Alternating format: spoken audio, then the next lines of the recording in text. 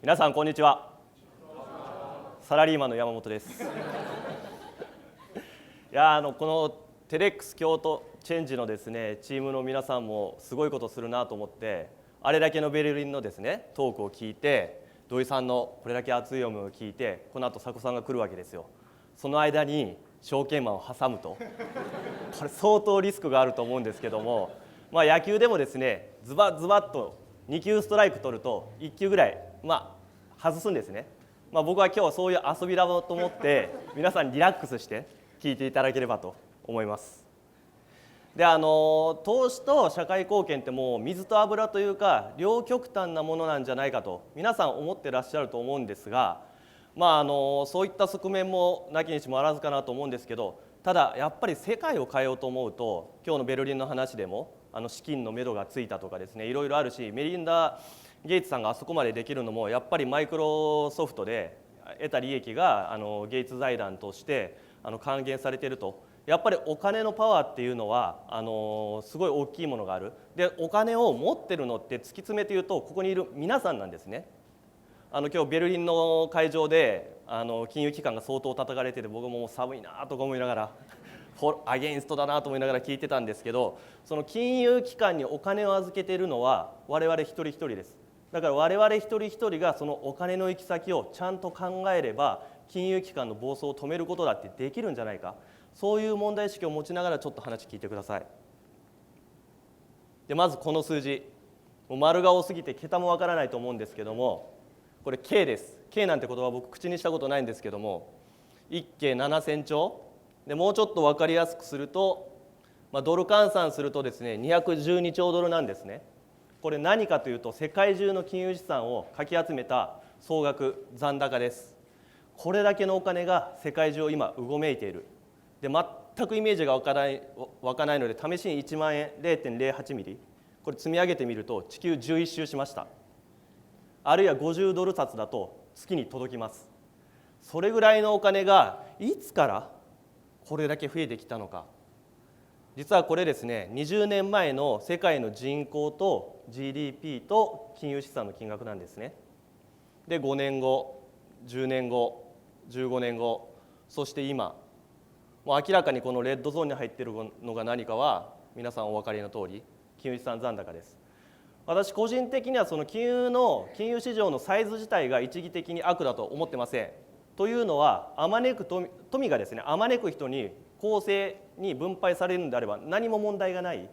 ところが実際に起きているのはたった 1% の人が世界中の所得の2割、資産の4割を牛耳ってます。これやはり所得の再分配機能にどこか歪みが生じている。でも逆に言うとですね、212兆ドルもあるんだったらそのうちのたった 1%、 そんないらない 0.1% でも何か社会的な分野に回すことができるんであれば世の中ガラリと変わるんじゃないかなと思ってまして、ただここもコントロバーシャルでですね、こういった社会的分野に対して投資の資金を持っていくのはいいのかどうか、それはいろいろ議論はなされています。ただやっぱりですねアクションは必要なんじゃないかなと個人的には思ってまして、そのうちの具体例の一つをまずお伝えしたいと思います。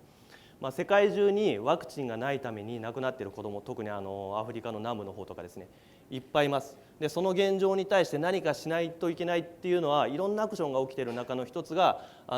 ビル・ゲイツ財団ができた時に1999年7億5000万ドルが拠出されてガビという団体ができました。でそのガビという団体が2007年には30億ドルまで各国からの寄付金を集めて、ただそれでも足りないんですね。例えば分かりやすい事例がワクチンをどっか途上国の港に届けてもそれじゃダメなんですね。例えばアイスキャンディーを港に届けても村に行くまでには溶けちゃいます。ワクチンも一緒です。港に届いても村に届く頃には溶けちゃったら意味がないので、これをちゃんと冷蔵して届ける仕組みが必要です。しかもキャンディーは食べてしまえばいいんですけども、ワクチンをやるにはちゃんと医療スタッフがいる、彼女たちのサラリーだって必要だと。だからまだまだお金が足りないので、ちょっと資金を一元管理する団体を作ろうってことでガビの財務面を全面的にサポートする IFEM っていうところが作られたんですね。それが2009年には52億ドルまで膨れてきました。これだけお金が集まればもう安心なんじゃないかと思うんですが、まだ資金制約は全く解消されてません。なぜかというと、この各国の寄付金っていうのは分割払いされます。最長20年。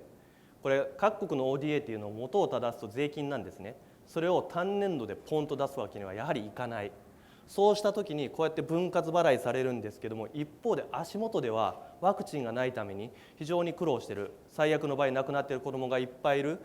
じゃあこの将来の寄付金をなんとかタイムマシンに乗せて今持ってこれないかと、そういうアイデアが世界の金融市場で議論されてですね、開発のプロと一緒にで編み出されたのがワクチン債という金融商品なんですね。このワクチン債というものをこの IFIM という団体が発行して投資家からお金を集めることで何が起きるかというと、この緑の棒が投資家から集まったお金です。今ですね、将来の寄付金を集めることですぐに使えるんですね。で、将来満期が来たら投資家に返さないといけないんですけれども、それは各国が寄付金出すと、法的な拘束力のあるコミットメントをしてますんで、ちゃんと安心して帰ってくる。でこういったメカニズムっていうのは世界の金融だけじゃなくて開発の分野でも非常に注目されてまして、2006年に最初に発行されてからもう3500億円が調達されてます。でそのうち皆さん誇りに思っていいと思うんですけれども、その半分がこの日本の個人投資家が購入してます。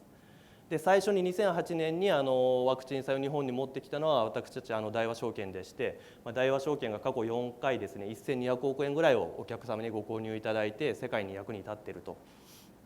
こういうすごいですね素晴らしいケーススタディもございます。でもう一つぜひご案内したいのがマイクロファイナンス。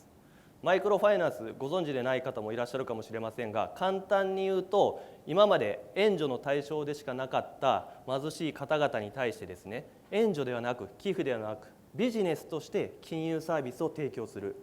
例えば無担保で小口のローンを提供する。このなぜ金融サービスかっていうと、これ金融サービスは基本的人権の一つだっていう人もいるぐらいで、皆さん考えてみてください。今日今すぐに預金がなくなる、銀行口座が使えなくなる、送金ができない、保険もない、そうなったらクレジットカードも使えない、近代的な生活を送れなくなりますよね。でも世の中の途上国の大半の人は金融サービスへアクセスがないです。でそういった人たちに金融サービスを届けようという取り組みが1970年代から起きていて、それがですねボランティアではなくてビジネスとして回り始めてるんですね。でそれが注目を集めてノーベル平和賞を受け取るような団体も出てきているんですけれども、ただそういったマイクロファイナンスを行っている機関も元手となるお金が必要です。その元手となるお金を日本にはよく報道で言われる1500兆円という個人金融資産があるわけですから、そのうちの少しでも届けることができれば、だってビジネスとして回っているところには投資家のお金は届くわけですから、投資家はビジネスとして回っているところにはお金を出します。じゃあこれを結びつけることができれば、すごい日本人がここにいながらすごい世界に貢献できるんじゃないかと思ってですね、ぜひマイクロファイナンスを日本に持ち込もうと私思いました。ただやっぱりここも貧困に対して投資マネーっていうのはなじまないんじゃないか、そういう意見もあります。で実際私ある途上国に行ってきました。でスラム街と高級アパートメントのコントラスト、でもこの写真のメインのメッセージはそこじゃないんですね。こういう状況になってるんですけれども、これ見てください。この写真は空から撮ってますが、別に私はヘリコプターをチャーターしたわけでもなくて、世界的に有名な NGO とミーティングしたそのミーティングルームから撮影しました。で右下のところに影が見えます。これその世界的な NGO のヘッドクォーターなんですね。この NGO はものすごく世界的に評価されています。その足元でこういったコントラストがいまだに解決されてない。もうこの現実を見てですね、そのコントロバーシャルだなんだなって言ってる場合じゃないと、何かできることはないかと考えて、もちろん私も最初初めからマイクロファイナンスがビジネスになるなんて思ってませんでした。でも転機があったのは2005年から2007年にアメリカの大学に会社のお金で留学させてもらって、サンフランシスコ UC バークレーというところなんですけど、あそこはもう本当に自分で何か世の中にインパクトを起こそうと思っている学生がいっぱいいる。例えば隣の席に座ってたアメリカ人は NPO を起こしたけど一つ潰したそうなんです。なんで潰したのかというと、俺にはソフトスキルある、パッションはある、ただハードスキルがなかったんだと。アカウンティングもストラテジーもファイナンシングもオペレーションマネジメントも、何も知らずにやったから潰れた。だからビジネススクールでそういうの経営のハードスキルを全部身につけてもう一遍 NPO に戻る。そういうような人たちがいる中で、大企業病に知らず知らずのうちにですね侵されてた私は、これは何かしないといけないという脅迫観念にだけは駆られてた矢先に、たまたま隣のスタンフォードで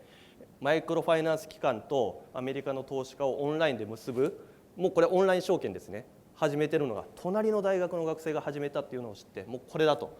これを日本に持ち帰ろうと思ってですね、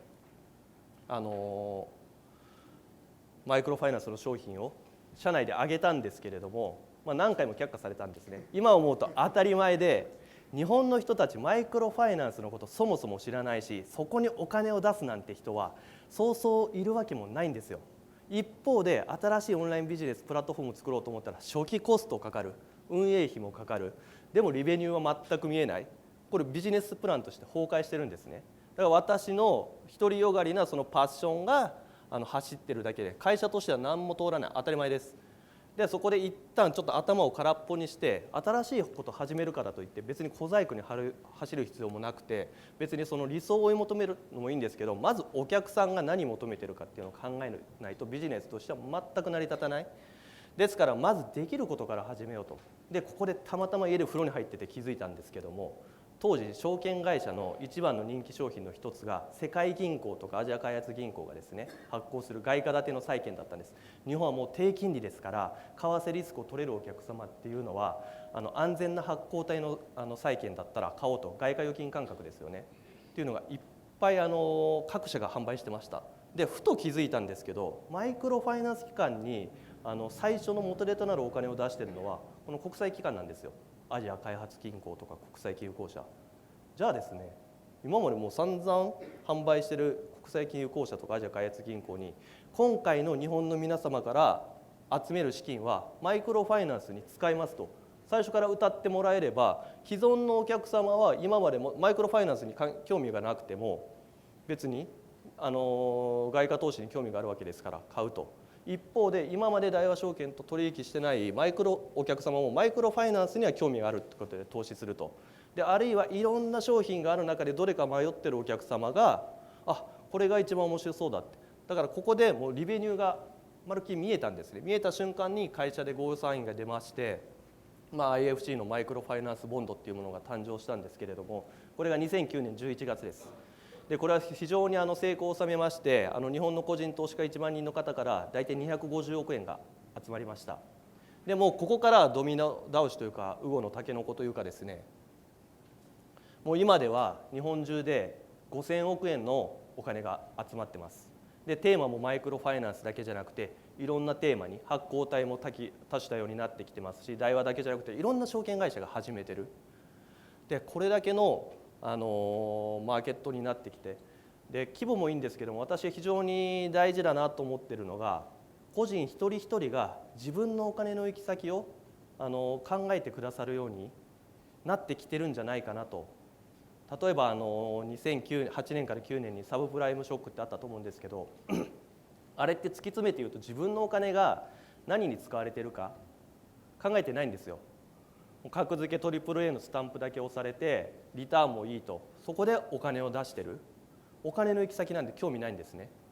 で我々も銀行預金に例えば置いてますけども、1500兆のうち800兆が預金、あと400兆が保険、そのうちの600兆円ぐらいが実は日本国債に行ってるんですね。我々日本政府だらしないって言いますけども、我々がその日本政府をファイナンスしてるんですよ。だったらもうちょっと自分のお金が何に使われるか考えようと。例えば我々スーパーに行ってですね、うなぎ買おうと思ったら、これ全世界に配信されるので国名出せないけど、どこどこの国産か日本産か絶対見るじゃないですか、成分表一緒ですね。お金もやっぱりどこに使われるかっていうのを真面目に考えたら、別に社会貢献とかそういうこと考えなくても全然いいんですね。結果として自分がこれはいいというところにお金が行くんであれば、結果としてリターンはついてきますから。で私こういった話をいろんなセミナーでやってます。で例えば去年11月のセミナーで素晴らしいお話でした。もっと長い時間を取って聞きたかったです。ありがとうございます。大変分かりやすかったです。題話すごいです。どうも。ワクワクするような、こういう現状に追いつかない現状にこういうものがあると助かると思います。 Thank you 1000円からでも買いたいなと思います。1000円からでも買えます。社会貢献とお金のことは切り離して考えがちだが、今回のセミナーで多くを学べました。これ本当に僕は期待してたことです。さらにモチベーションが上がりました。2回もありがとうって言ってもらいました。スピーカー妙につきますよね。説明が長すぎる。宣伝ばかりで長く感じた。証券マンなんでついついこう前のめりになっちゃうんですけども、それでも最後まで聞いていただけたわけです。でこのセミナーにはですね、男性37名、女性40名が参加してました。非常に好評で、じゃあ何人が投資してくれたんだろうと。たった一人です。多分ここにもですね、すごい大勢いるけれども、多分一人もいないと思うんですね。変えましょう。